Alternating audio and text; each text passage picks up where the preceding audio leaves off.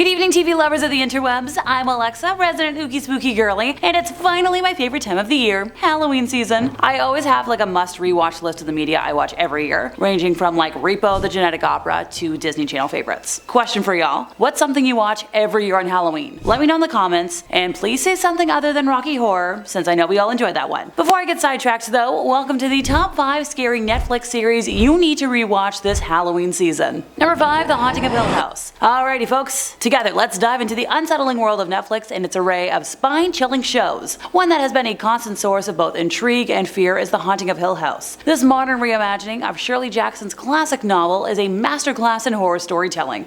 The show weaves a narrative between two timelines, following the Crane family's traumatic experiences in the, Hill House, both as young folks and adults. What makes this series truly terrifying isn't just the supernatural occurrences within the mansion's walls, but the deep exploration of family trauma, grief, and the lasting impact of a horrifying event. Director Mike Flanagan employs long one-take shots that create a sense of unease and urgency, making you feel like an invisible observer trapped in the house's horrors. The intricate set design of Hill House is like an eerie character itself, full of hidden details and hidden ghosts that you may not even notice on your first watch. But beyond the atmospheric scares and jump out of your seat moments, this show excels in psychological horror, which is something I love. It's about the ghosts that haunt not only the house but the characters themselves. The family members' individual struggles with their past and the lasting trauma make you question what's real and what's a manifestation of their own fears. The show doesn't rely on cheap thrills. Instead, it builds a pervasive sense of dread that lingers long after the credits roll. It challenges you, the audience, to confront your own fears and past demons, much like the Crane family. As somebody who enjoys psychological horror over slasher or gore any day, this is on my annual Halloween rewatch list for sure. The Haunting of Hill House is not for the faint of heart. It's a harrowing journey into the depths of the human psyche and the supernatural. It raises quite a few unsettling questions about the nature of reality, family, and the enduring impact of traumatic events. Which, trauma builds character. Number 4, Cabinet of Curiosities. I feel like being, curated and created by the iconic Guillermo del Toro should be enough of an endorsement for this work, but if it isn't, allow me to explain why this should be on everyone's rewatch lists. So let's enter the mysterious realm of the Cabinet of Curiosities, a show that's sure to send shivers down your spine. Produced by, none other than the master of the macabre himself, this anthology series invites you to explore a collection of dark and twisted tales. Drawing inspiration from the rich tradition of horror literature, each episode of Cabinet of Curiosities unfolds like a sinister gift waiting to be unwrapped. It's a modern-day carnival of the bizarre, where the line between reality and the supernatural blurs a little bit. The show's format, akin to the opening of one of those mysterious Cabinet of Curiosities from centuries past, sets the stage for a diverse array of stories. From cursed artifacts to eldritch creatures and haunted houses, Cabinet of Curiosities takes you on a roller coaster ride through the eerie and unexplained. One episode, The Companion, explores the sinister side of technology, raising unsettling questions about the boundaries of consciousness and the consequences of our creations. In another,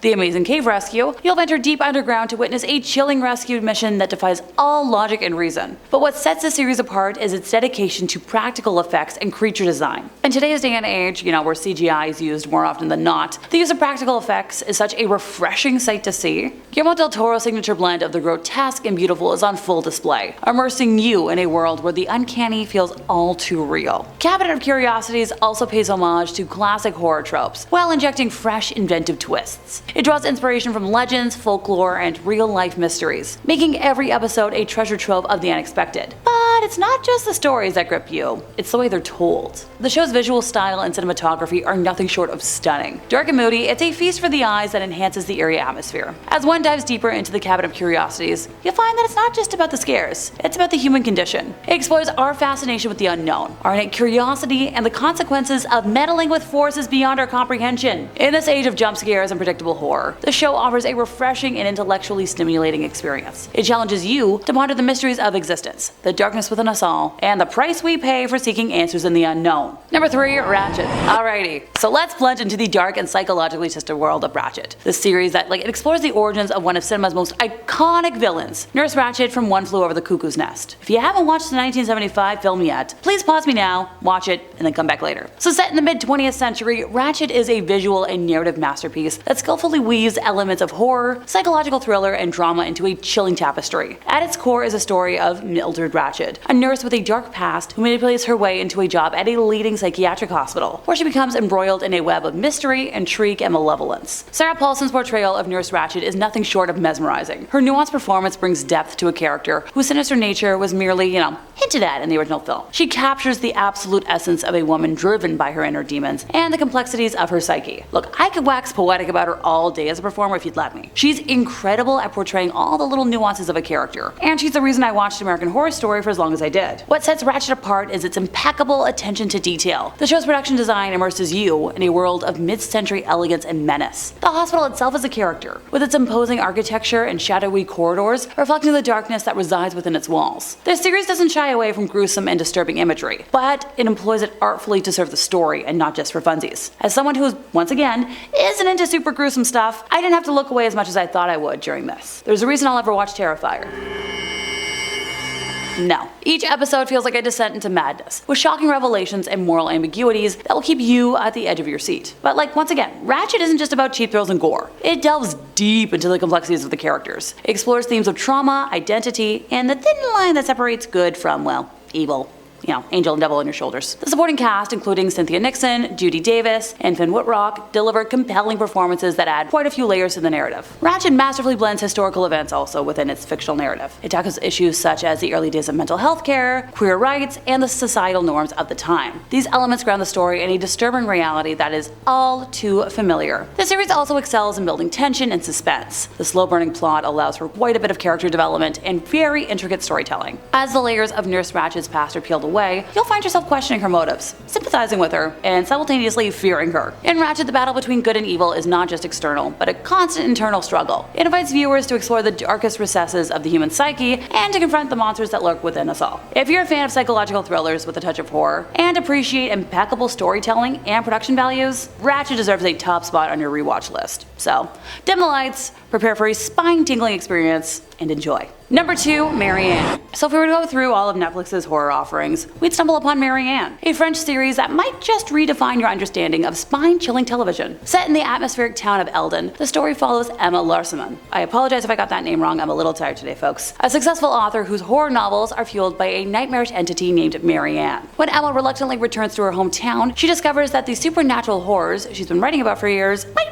be all too real. Marianne distinguishes itself from typical horror fare in several ways. For starters, it's got a relentless focus on psychological terror. So, kind of like some other things that I've mentioned today, you can tell my biases, this one doesn't rely on jump scares and gruesome visuals. It delves into the deeply unsettling territory of psychological horror. It lures you into the minds of its characters, making you question the boundary between reality and Delulu. The character of Marianne herself is a true embodiment of fear. Her eerie, contorted movements and unsettling presence evoke genuine dread. The show's creators masterfully use her as an instrument of terror, lurking in the background or creeping into the darkest corners of the screen when you least expect it. But what truly sets Marianne apart is its exploration of the power of storytelling. It examines the idea that stories, particularly horror stories, have a life of their own. Emma's creations manifest in her reality, blurring the line between fiction and truth. It's a compelling meta-commentary on the influence of horror narratives on our collective psyche. The series also boasts an exceptional ensemble cast. Victoire Dubois delivers a hauntingly convincing performance as Emma, capturing her descent into madness and desperation. The supporting characters, including Emma's, young friends and family, add depth to the story and showcase the ripple effect of her writing. Marianne also excels in character development. As secrets from the past resurface and old wounds are reopened, you'll find yourself empathizing with characters you once mistrusted, and vice versa. This moral ambiguity adds quite a few layers of complexity to the narrative. And hey, visually, the show doesn't disappoint either. The town exudes a perpetual sense of foreboding, with its fog-covered landscapes and gothic architecture. The cinematography and lighting contribute to the overall atmosphere of dread, enveloping you in a world where terror lurks in the shadows. Ultimately, this is not just a series to watch, it's an experience to endure. It's a relentless descent into the darkest corners of human imagination, where the boundaries between reality and fiction blur into a nightmare, and a stark reminder that the stories we tell can shape our reality in unexpected and terrifying ways. Number 1, Midnight Mass. Alrighty, so this is a Netflix series that blends horror with profound existential questions. Oh dear. From the mind of Mike Flanagan, the creator behind The Haunting of Hill House and Dr. Sleep, this show promises to challenge your beliefs while sending shivers down your spine. Set on Crockett Island, a remote and deeply religious community, Midnight Mass explores faith, miracles, and the unexplainable. Hey, I love it. When a charismatic priest arrives, strange events begin to unfold, turning the island's tight-knit community into a cauldron of fear and uncertainty. One of the show's standout elements is its pacing. It's a slow burn that allows for character development and the gradual unveiling of mysteries. Rather than relying on,